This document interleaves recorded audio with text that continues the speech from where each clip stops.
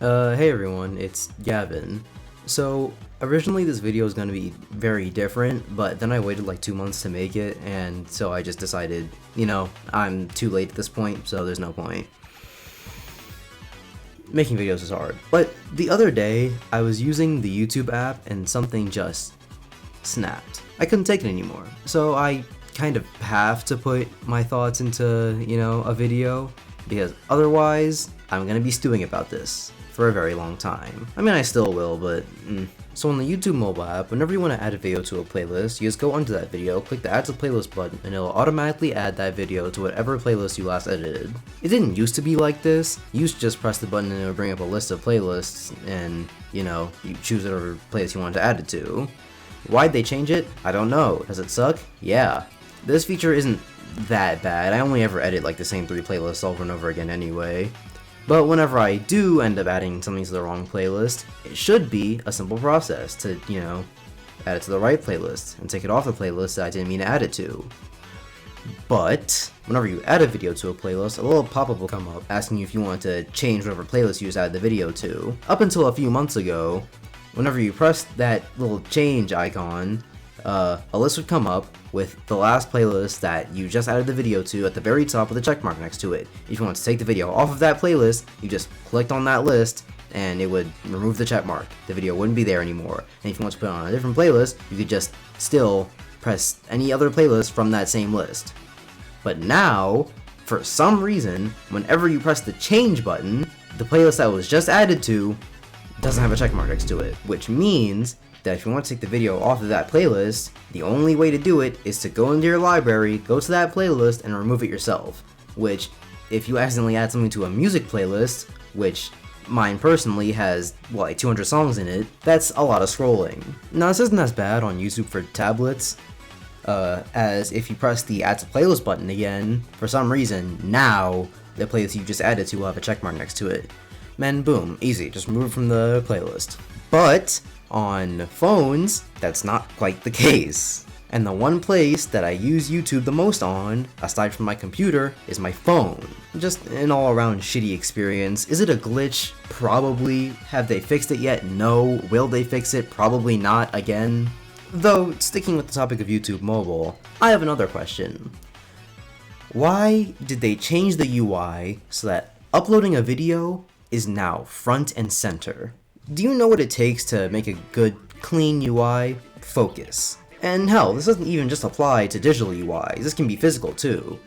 Take the GameCube controller for example. You see that giant A button right there? It's like that because the face button you'll be using 70% of the time is the A button. So, the A button was given the most focus. The other buttons even revolve around it. So, then when you think about YouTube mobile, what is the thing you're going to be doing the most? Checking your subscriptions, you're out and about, all you want to see is the latest uploads from the people you're subscribed to.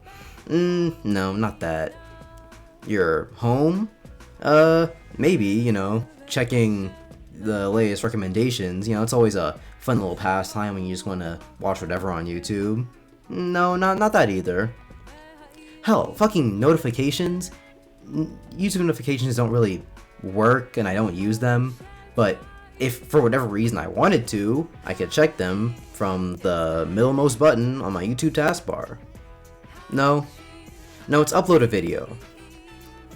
How often do you upload videos from mobile? Is YouTube trying to be Instagram? That's a stupid question, they literally added stories. Is YouTube trying to be bad? It's such a small thing, but it's also so pointless. I know everybody would suddenly be complaining if iPhone or Android came out with a new phone and the home button was off to the right of the bottom of your phone and the middle button on your phone was actually volume up. Or if you're an Android user, Bixby or some stupid shit. I don't know. This was a stupid design decision and I hate it. And keeping in the spirit of what this video was actually supposed to be before, I just didn't make it, I might as well just go over 2 other companies that I think are doing it absolutely wrong right now. Twitter, why'd you add fleets? They're fucking stupid. I never liked them on Instagram. Why'd you think I was gonna like them here? I can't imagine any situation in which I would want to limit content from people by having it only be up for a certain amount of time. Plus, the entire reason Twitter exists is to just say whatever you want into the nebulous void. All fleets do is that exact same thing, but now there's a time limit. So yeah, the entire stories system sucks. I don't know why everyone wants to copy Instagram, the worst social media app that exists. And no, Reddit doesn't count.